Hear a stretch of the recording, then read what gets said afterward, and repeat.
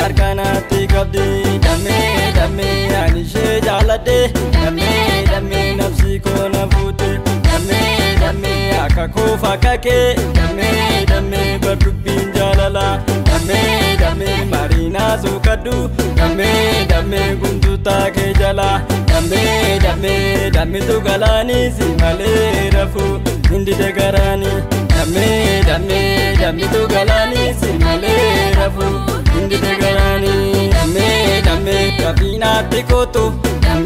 Dammee olotaan si eega. Dammee akkasii jaaladhe. Dammee rabbi tokko beeka. Dammee aadaa ishee faayamte. Dammee osoo naan hin beekin.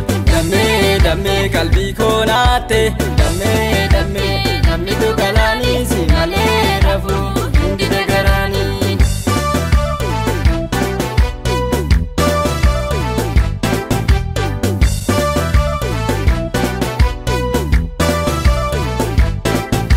Kamanee taphachuuf egaa koo fedhiin koo maalaan barbaadare anis yaa kalloo koo. Kamanee taphachuuf egaa koo fedhiin koo maalaan barbaadare anis yaa kalloo koo. Kamanee taphachuuf egaa koo fedhiin koo maalaan barbaadare anis yaa kalloo koo. Maalaan barbaadare anis yaa kalloo koo. Maalaan barbaadare anis yaa kalloo koo.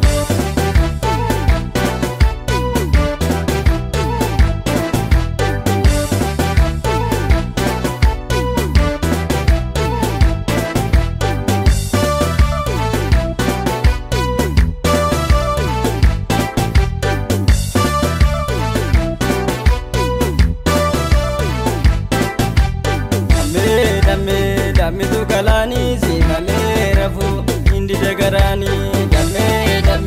Dammitu galaanii si malee rafu hindi dagaraani. Dammee gama teessee. Dammee harkanatti qabdi. Dammee ani ishee jaaladhe.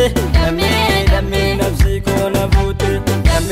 Dammee akka koo fakka kee. Dammee bardubbiin jaalala. Dammee mariinaa suukadhu. Dammee guntutaa kee jala.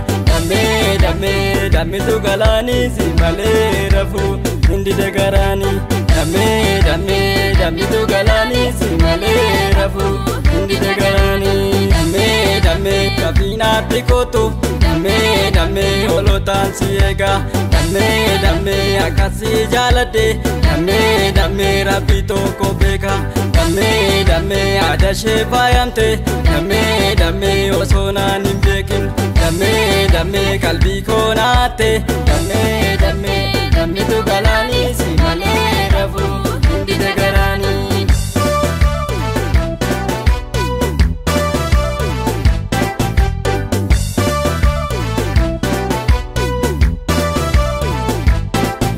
Kamanee taphachuuf egaa koo fedhiin koo maalaan barbaadare anis yaa kalloo koo. Kamanee taphachuuf egaa koo fedhiin koo maalaan barbaadare anis yaa kalloo koo. Kamanee taphachuuf egaa koo fedhiin koo maalaan barbaadare anis yaa kalloo koo. Maalaan barbaadare anis yaa kalloo koo. Maalaan barbaadare anis yaa kalloo koo.